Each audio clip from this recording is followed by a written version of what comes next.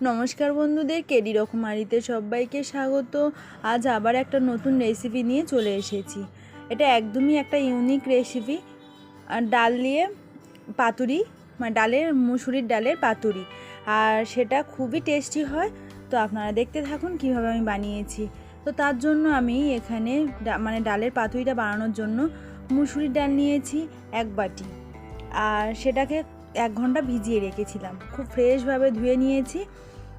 এবার তারপরে ভেজানোর পর আমি একটা মিক্সিং জারে ওই ডালটাকে বেটে নেব, বা শিলনোড়াতেও বাটা যায়।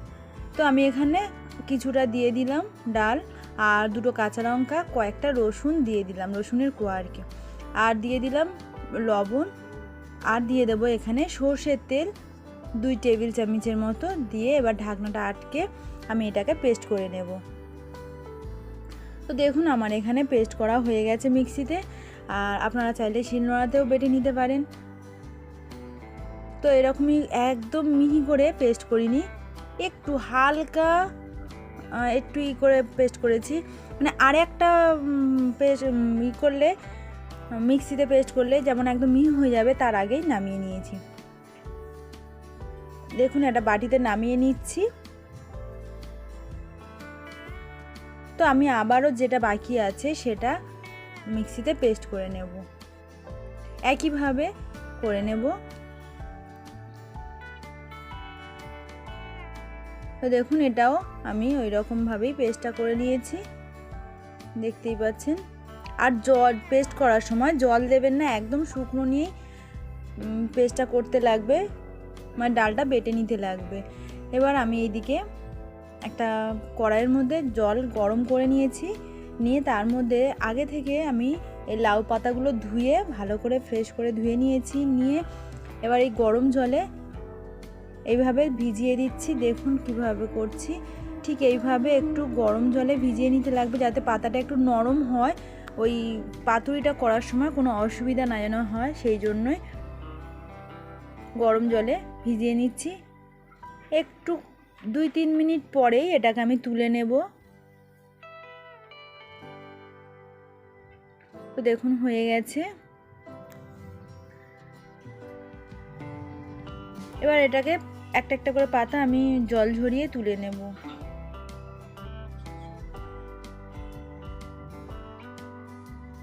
সব কটা পাতা এবার এইভাবে জল ঝরিয়ে নিয়েছি, দেখতেই পাচ্ছেন একটা জলটা কেমন কষ হয়ে গেছে, এরকমই করে একটু ভাপিয়ে নিতে লাগবে।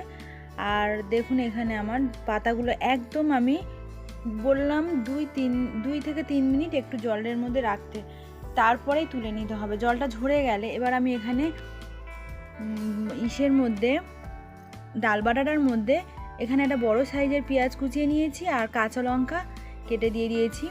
আপনারা চাইলে কাঁচা ঝালের পরিমাণটা বুঝে দেবেন। এবার এটাকে ভালো করে মিক্সড করে নেব।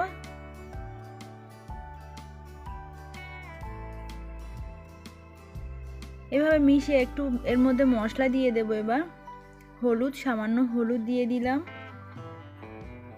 আর দিয়ে দেব সামান্য জিরের গুঁড়ো, আর চিনি 1 টেবিল চামচ দিয়ে দিলাম, ভালো মানে স্বাদটা আনার জন্য। আর তেল দিয়ে দিলাম, সর্ষের তেল আরও একটু দিয়ে দিলাম। এখানে কিন্তু সর্ষের তেলটাই ব্যবহার করবেন। এবার ভালো করে এগুলোকে মিশিয়ে নেব। তো দেখুন আমার ডালটার মেশানো হয়ে গেছে। এবার আমি পাতুরির শেপটা দিয়ে নেব। তো পাতাগুলোর মধ্যে দেখুন খুব একদম নেতার মতন হয়ে যায়নি, কিন্তু নরম হয়েছে, দেখেই বুঝতে পারছেন কেমন করে ভাপাতে হয়েছে। পাতাটা একটু গরম জলে জাস্ট একটু ভিজিয়ে নেওয়া, নরম হওয়ার জন্য। এবার এর মধ্যে পাতাটাকে ভালো করে খুলে তার মধ্যে আমি ডাল বাটাটা দিয়ে দিচ্ছি, দিয়ে এবার কিভাবে ফোল্ড করছি দেখে নিন ভালো করে।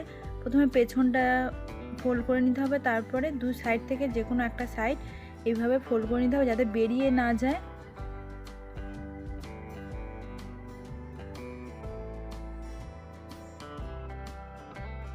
এবার নিচের দিকে একটু পাতাটা দিয়ে দেওয়া, নিচের দিকে আমি একটু পাতাটা দিয়ে দিলাম, এতে আর কোনো মানে খুলবে না বা ওইটা বেরিয়ে আসবে না, ভাজার সময়ও বেরোবে না। সুন্দর হয়ে গেল একটা পাতুরি শেপ। আবারও দেখিয়ে দিচ্ছি একইভাবে। তো আপনারা এটা বাড়িতে তৈরি করে দেখবেন, খুবই টেস্টি হয়।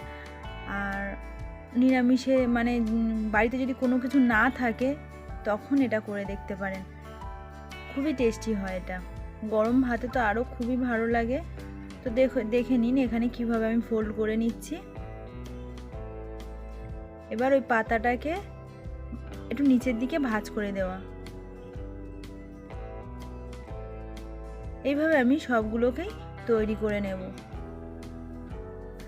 দেখুন আমি এখানে সবগুলো তৈরি করে নিয়েছি। এক বাটি ডাল ভিজিয়ে আমি এখানে 7টা পাতুরি করে নিয়েছি। এবার এগুলোকে একটা ফ্রাই প্যানে ভেজে নিতে লাগবে। তার জন্য আমি একটা প্যান বসিয়ে নিয়েছি আর অল্প করে তেল দিয়ে দিলাম। তেলটা গরম হয়ে গেলে, খুব গরম না, একটু গরম হলে ওর মধ্যে পাতুরিগুলোকে দিয়ে দেব। এটা কলা পাতাতেও করা যায়, আমি লাউ পাতাতে করেছি যাতে পুরোটাই খাওয়া যায়।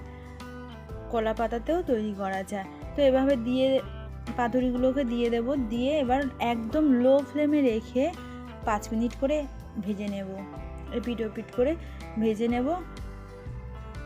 5 মিনিট ওপিট এভাবেই ভেজে নেব। দেখুন কত সুন্দর ভাজা হয়ে যাচ্ছে। এভাবে ভেজে নিলে ভেতরটা একদম লো ফ্লেমে রাখতে বলেছি এই জন্যই, যে ভেতরটা যেন একদম ভালোভাবে হয়ে যায়। তো এপিট ওপিট করে আমি ভেজে নিয়েছি, কত সুন্দর হয়েছে। এবার তুলে নেব, একটা প্লেটের মধ্যে আমি তুলে নিচ্ছি।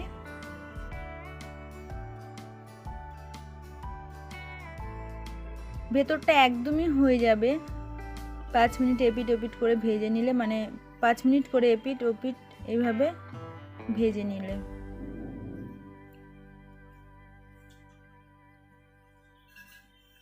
আবারও আমি দিয়ে দিচ্ছি, যেগুলো বাকি আছে সেগুলো দিয়ে দিচ্ছি।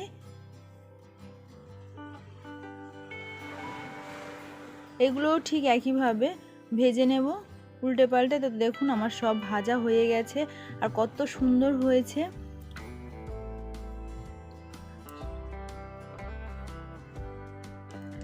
তো আমি এটা খুলে দেখাচ্ছি, দেখুন কত সুন্দর হয়েছে আর খুবই টেস্টি হয়। একটা ইউনিক রেসিপি, আপনারা বাড়িতে অবশ্যই ট্রাই করে দেখবেন।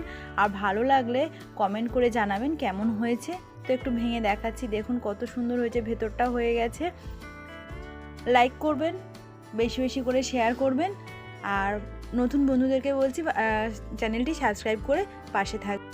ধন্যবাদ।